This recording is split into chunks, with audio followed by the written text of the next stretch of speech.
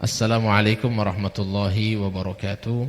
Alhamdulillah wassalatu wassalamu ala Rasulillah Sayyidina wa Maulana Muhammad ibn Abdullah wa ala alihi wa sahbihi wa mawala.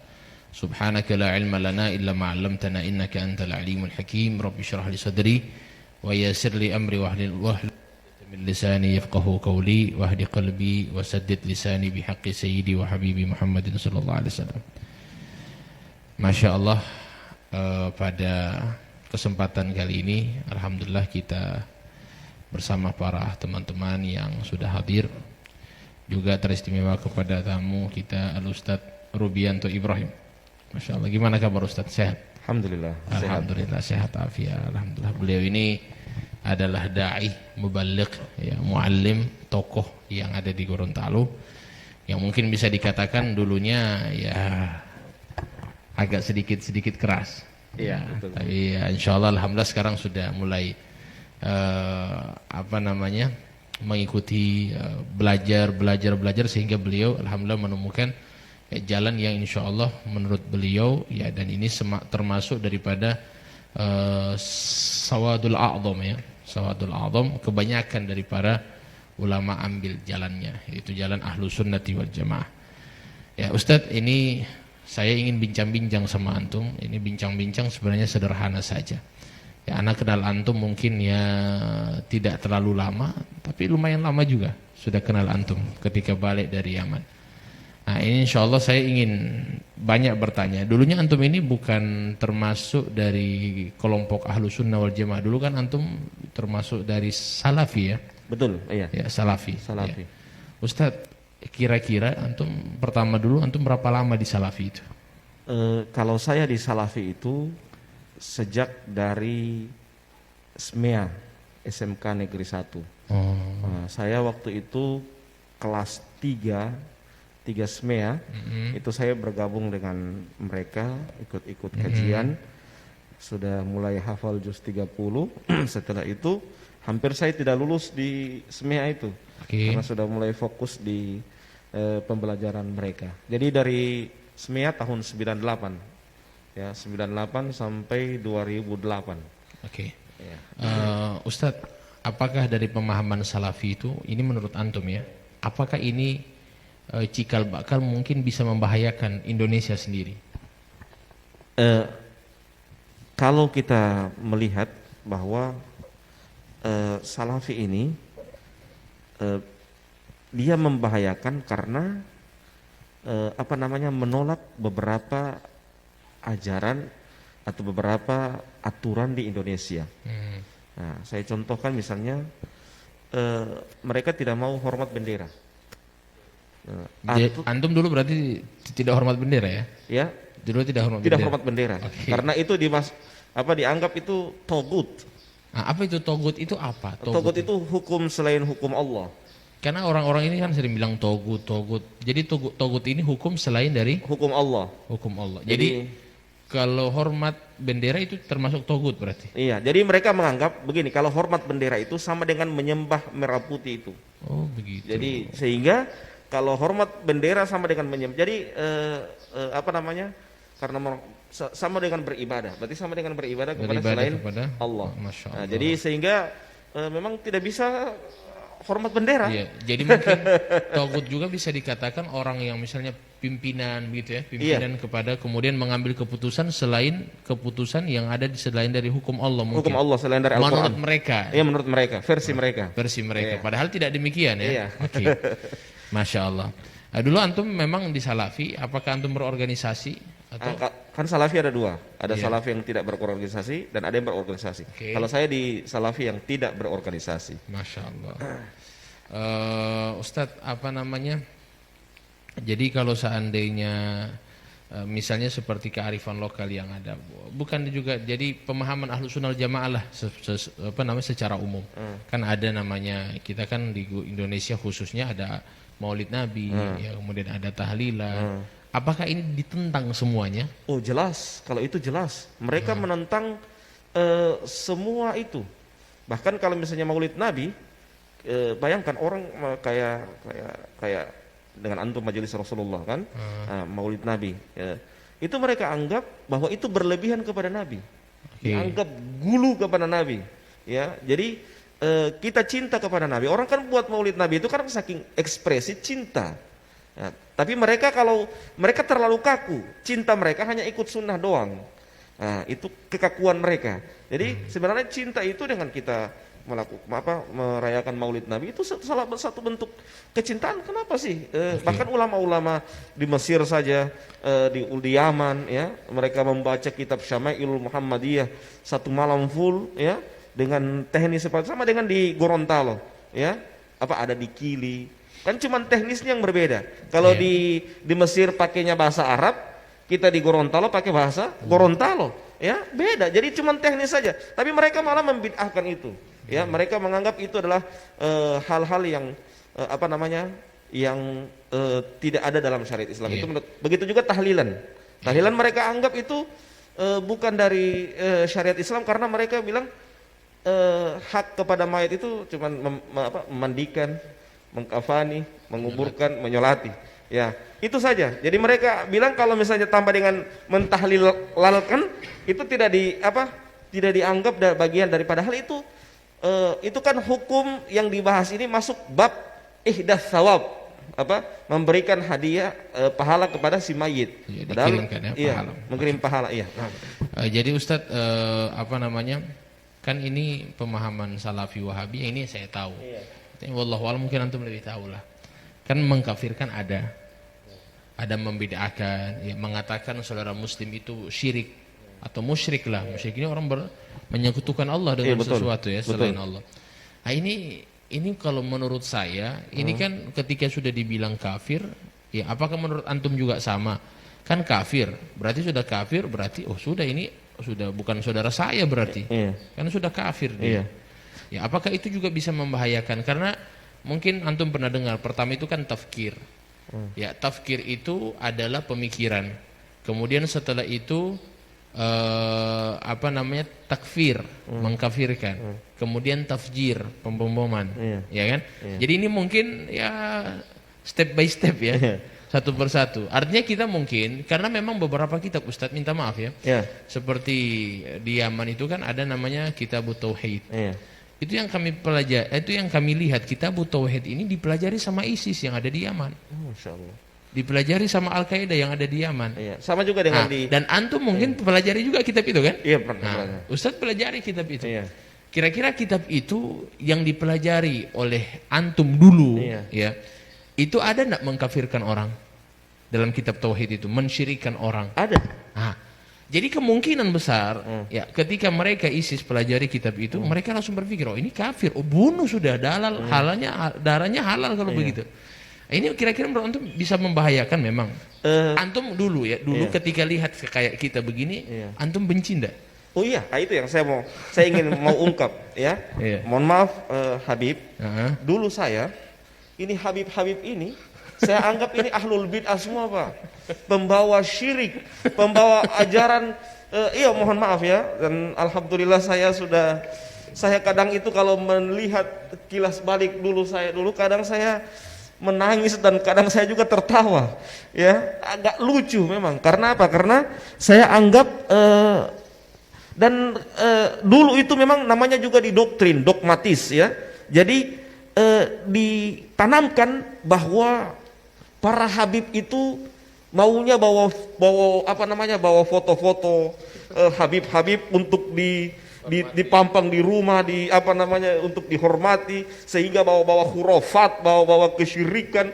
Saya ketika ketemu sama Habib Salim, ya, Masya Allah, dialognya lebih amanah Habib Salim dibanding mereka.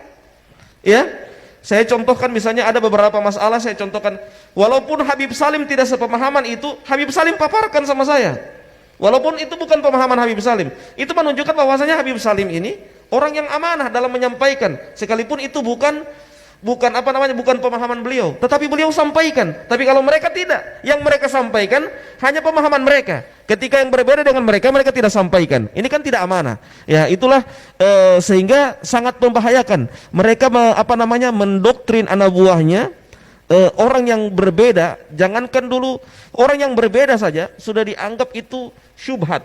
Syubhat itu hal yang mengkhawatirkan. Ada ciri-ciri, ada cikal bakal menjadi orang sesat. Nah, kalau sudah agak naik sedikit tingkat kebenciannya, ya, maka sudah dihukumi bahwa orang ini ahlul bid'ah, tidak layak duduk dengannya, tidak layak bersanding begini, taklim sama-sama, tidak layak makan bersama, tidak layak tidur bersama, ya. Kemudian kalau sudah saya misalnya ziarah kubur sama-sama dengan Habib Salim, sudah dianggap pencinta kubur lah, jadi kuburiyun, ya.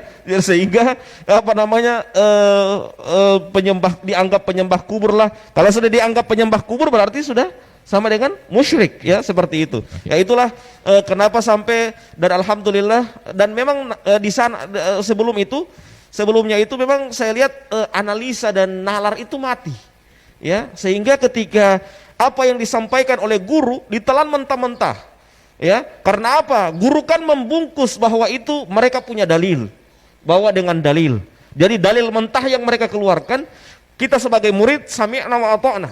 Analisanya tidak jalan, mati semuanya analisanya. Nalarnya juga tidak jalan, mati semuanya. Jadi seakan-akan guru ini seperti nabi yang tidak boleh dikritisi perkataannya, ya. Sehingga seperti itulah. Jadi ketika saya mulai diskusi, ya, itulah mulai saya sudah termasuk ketemu dengan Habib Salim. Itu alhamdulillah sudah mulai terbuka cara pandang saya, dan sudah mulai menganalisa, pulang di rumah juga mulai menganalisa. Ternyata orang-orang yang selama ini yang saya tuduh ahlul bid'ah, yang saya tuduh tukang mengajarkan kesyirikan kepada saya, ya, ternyata mereka lebih ilmiah dan lebih amanah dibanding mereka. Nah, Masya Allah, luar biasa, berapi-api ini kayaknya ini beliau. Ya, jadi memang Ustadz, kira-kira mungkin doktrin-doktrin yang mereka lakukan itu apa saja? Antum kan tahu kan bagaimana mereka, antum ketika hadir di halaku, sehingga para murid itu, para orang-orang yang hadir di majelis taklim mereka itu, kalau melihat kami tidak ada senyum. Bagaimana mereka itu mendoktrin sampai sedemikian gitu loh. Begini, kenapa mereka tidak ada senyum? Mereka pakai hadisnya Ka'ab bin Malik yang meninggalkan perang Tabuk. Oke. Ya, diboikot orangnya ya. Diboikot orangnya karena meninggalkan perang Tabuk. Jadi mereka mengkiaskan bahwa ini ahlul bid'ah sama dengan orang yang meninggalkan perang Tabuk. Jangan diajak bicara, jangan disalami, ya. Dan bahkan mereka pakai perkataannya siapa namanya? Fudail bin Iyad. Barang siapa yang membantu ahlul bid'ah, berarti dia sama dengan membantu menghancurkan Islam, ya. Ada beberapa perkataan itu yang jadi cara doktrin mereka mungkin barangkali ketika hadir di halakum, mereka tidak mau murid-murid yang hadir itu hadir di majelis lain, ya. Iya, gitu. tidak bisa hadir di majelis lain. Jadi kalau hadir di majelis lain sudah mulai disitulah saya mulai dicurigai seperti itu. Saya mulai diboikot, saya mulai tidak diajak bicara, tapi saya tetap datang. Gimana kabar? Sekalipun mereka, saya memang sudah rasa bahwa mereka itu sudah tidak lagi dengan saya. Tapi saya, namanya juga ukhuwah, tetap saya jalin. Masya Allah, itulah bedanya. Ya, kita diajarkan di sini.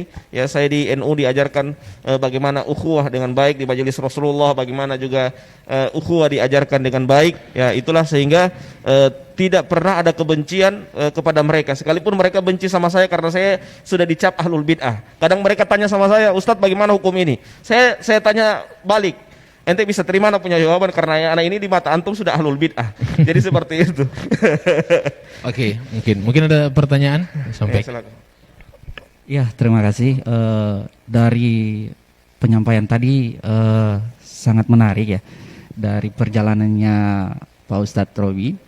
Mungkin pertanyaan saya lebih ke dalam ini mengenai gimana langkah-langkah Ustadz dalam menangani radikal di Gorontalo sendiri. Iya. Kalau saya, saran saya, pertama, ustadz Nusantara semua harus turun. Jadi harus turun. Kayak di Jawa itu, ustadz Nusantara semua turun, ya. Jadi dan orang-orang yang berwatak-watak radikal seperti itu tidak bisa dikasih tempat di organisasi-organisasi resmi, ya, seperti MUI tidak boleh, ya. Karena itu mereka jadikan tameng, ya, bahwa lihat, Anda tuduh saya sesat, loh, tapi saya di MUI, berarti MUI itu Anda anggap sesat.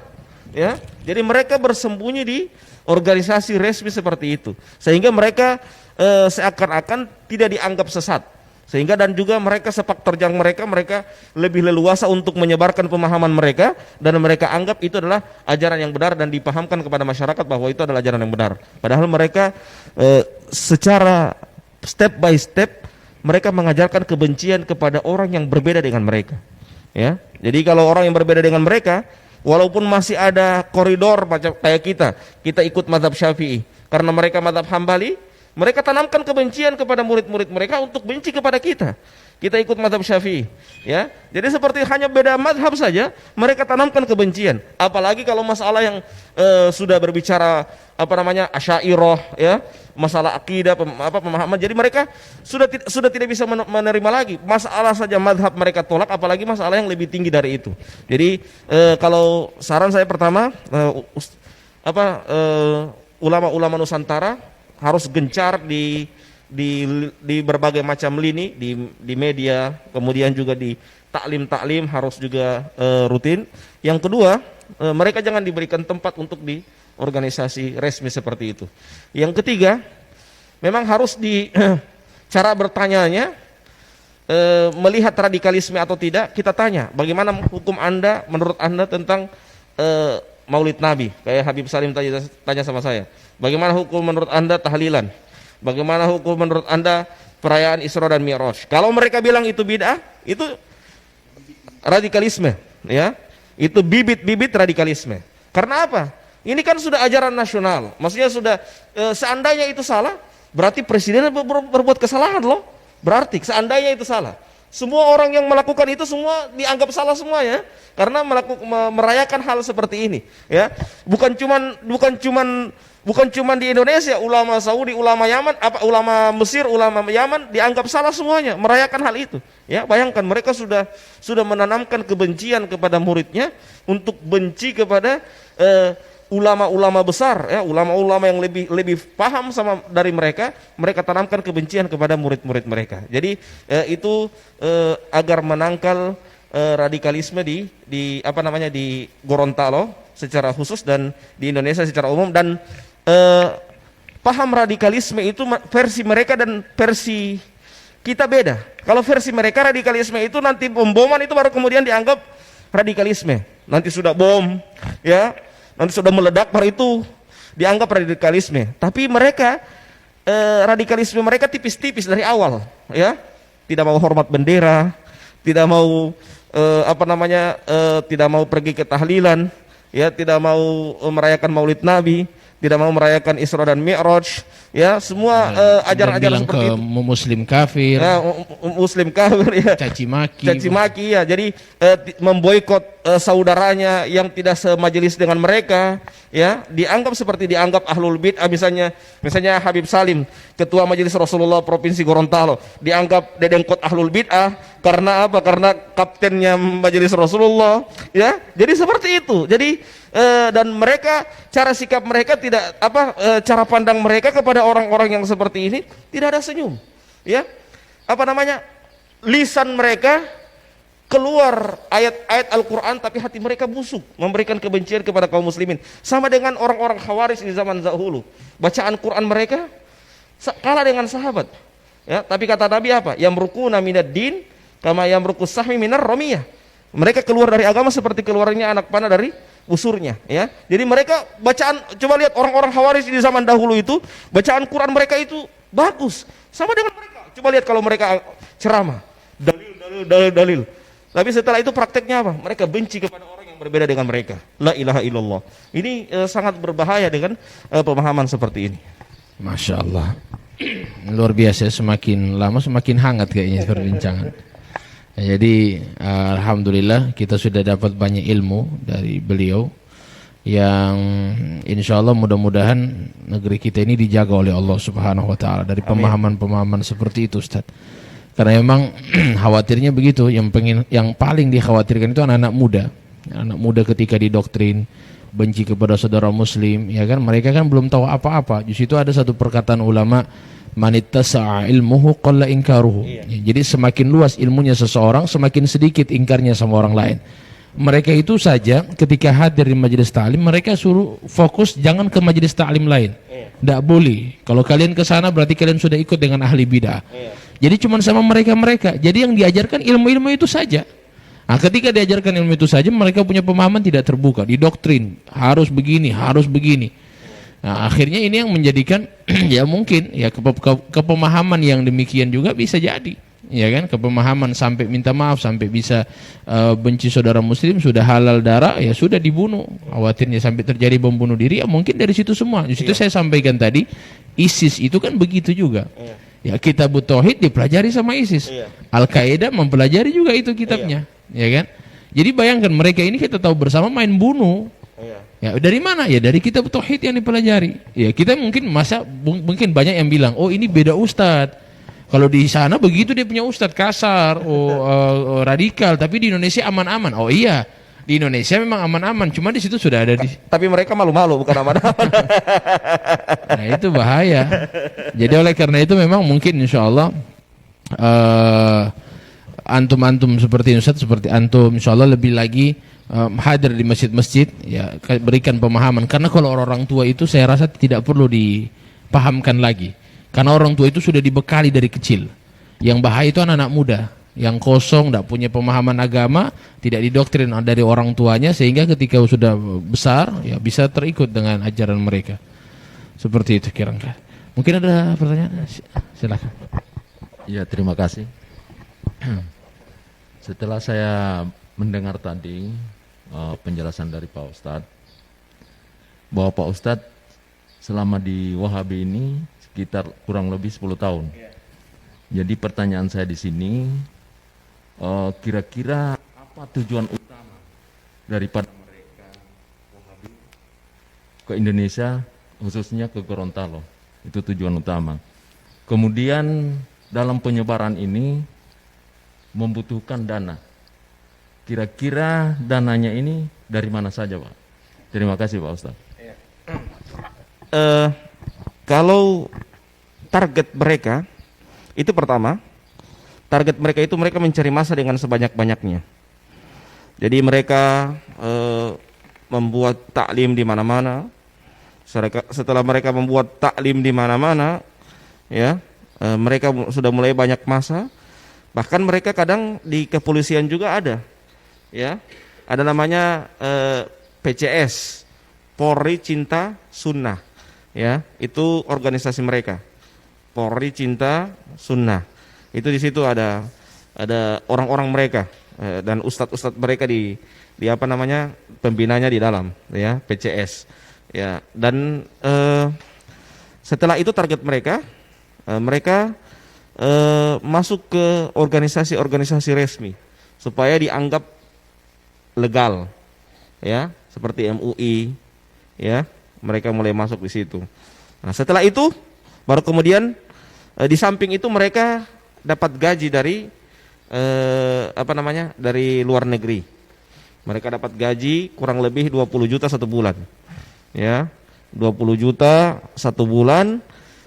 Iya, per orang, per dai-nya mereka. Iya, jadi ada per provinsi, satu provinsi itu satu orang. Ya, satu orang dapat gaji. Dan itu mereka dievaluasi, ya. Dan kalau di NU yang dari Timur Tengah itu cuman organisasinya namanya Robitoh. Ya, itu NU punya, ya. Itu muassasah. Tapi kalau mereka selain dari Robitoh.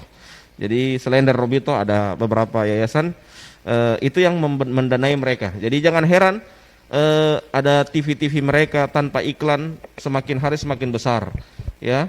Sekolah-sekolah mereka tanpa bantuan tiba-tiba langsung besar. Dari mana dana seperti itu? Jadi mereka punya dana memang demikian. Dan sering tiap tahun kadangkala ada orang-orang yang dari luar negeri mereka undang, lihat tanah ini, lihat tanah ini, lihat tanah ini, dan itu tiba-tiba langsung ada pembangunan yang bertingkat-tingkat dan juga alat juga kamera yang cukup besar, ya.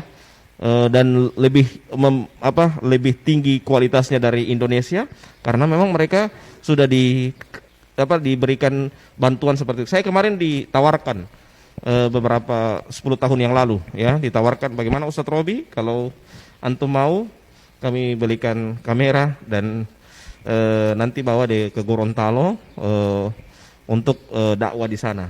Ya, tapi saat itu saya bicarakan sama istri saya sehingga istri saya tidak setuju karena sudah ada sudah tercium bahwa itu adalah doktrin, termasuk doktrin untuk mengajak saya untuk agar jangan terlepas dari mereka, ya, jangan terlepas dari mereka. Dan alhamdulillah setelah itu saya setelah itu saya dengan bertambahnya tahun saya masuk ke grup Bahsul Masail NU. Di situ mulai cakrawala saya mulai terbuka. Ya, di samping itu juga saya ketemu dengan orang-orang Gorontalo, termasuk Habib Salim, ya, diskusi, ya, termasuk juga ada teman saya yang di Jawa yang pernah juga duet sama Habib Salim, namanya Ustadz Zulfikar Harun, ya, itu diskusi. Itu kalau dengan Zulfikar Harun sampai panas telinga saya, diskusi lewat telepon 2 jam masalah itu, ya, 2 jam sampai panas telinga saya diskusi masalah ini, ya. Dan alhamdulillah lewat itu mulai saya terbuka cakrawala saya. Dan kenapa sampai saya harus langsung tegas untuk keluar? Beberapa hal yang saya dapatkan itu suatu kerancuan. Di antaranya mereka memalsukan beberapa kitab, ya, mereka memalsukan. Bayangkan ada di situ di kitab itu bab ziarah kubrin Nabi, mereka hapus itu kubri, jadi bab ziarah Nabi, ya. Jadi dipalsukan kitabnya sampai demikian. Bayangkan ziarah kubur Nabi dihapus kubrinya, ya, cuman ziarah Nabi yang ditulis. Yang mulai dari situ saya mulai, Allah, berarti ada hal yang rancu ini. Yang kedua, mereka menanamkan kebencian yang tidak disukai oleh gurunya, bukan tidak disukai oleh syariat. Jadi gurunya, kayak orang-orang munafik yang kata Allah dalam Al-Quran, yastakhfuna minan nas wala yastakhfuna minallah. Ya, mereka hanya takut sama guru mereka, tapi tidak takut kepada Allah. Ya, jadi seperti itu. Harusnya kan kalau dalam Islam itu apa yang dilarang oleh Allah itu yang kita takut. Jangan malah justru takut kepada manusia dalam artian hanya takut sama guru mereka. Jadi siapa, misalnya saya sebagai guru, saya marah sama si A, semua murid-muridnya harus marah sama si A. Seperti ini misalnya Habib Salim, dulu saya anggap misalnya didoktrin ke saya bahwa Habib itu ahlul bid'ah, dedengkot ahlul bid'ah. Saya harus benci sama Habib Salim. Kalau tidak benci, berarti saya juga dikhawatirkan kena syubhat dari Habib Salim dan jadi ahlul bid'ah juga. Jadi ditanamkan kebencian seperti itu kepada murid-muridnya agar membenci apa yang dibenci oleh gurunya. Ini sangat berbahaya sekali pemahaman-pemahaman seperti ini. Nah, ya, luar biasa ya, sudah, insyaallah mudah-mudahan perbincangan kita ini sebenarnya masih banyak Ustadz, ya. Hanya saja intinya memang semuanya yang antum sampaikan tadi insyaallah bisa kita fahami, ya. Ternyata memang pemahaman yang benar adalah yang menjadi sawadul a'dham, ya. Sawadul a'dham ini mayoritas, karena kata Nabi SAW, la tajtami'u ummati ala dhalal. Tidak mungkin umatnya Nabi Muhammad itu berkumpul dalam kesesatan. Ya, kita kan mayoritas, jadi tidak mungkin umat Nabi itu mayoritas kemudian sesat, tidak mungkin. Ya, kita kan alhamdulillah mayoritas. Jadi insya Allah kita tidak bertentangan dengan Nabi. Ya, kalau seandainya mereka katakan kita sesat, berarti mana yang betul? Nabi atau ente? Iya kan? Nabi atau kamu yang benar? Jadi antara dua saja. Kalau bukan Nabi yang salah ente benar, atau ente yang salah Nabi benar. Cuma dua itu saja. Karena tidak mungkin dua-dua benar. Iya kan? Nah, maka oleh karena itu insya Allah mudah-mudahan ini membuka pemahaman kita, dan insya Allah dakwah-dakwah seperti ini yang harus kita sampaikan kepada para pemuda. Dan insya Allah kita tetap juga memiliki teknik-teknik, ya, masing-masing. Misalnya Ustadz Robi punya cara dakwah seperti itu, dan memang langsung menyerang kepada mereka supaya mereka sadar.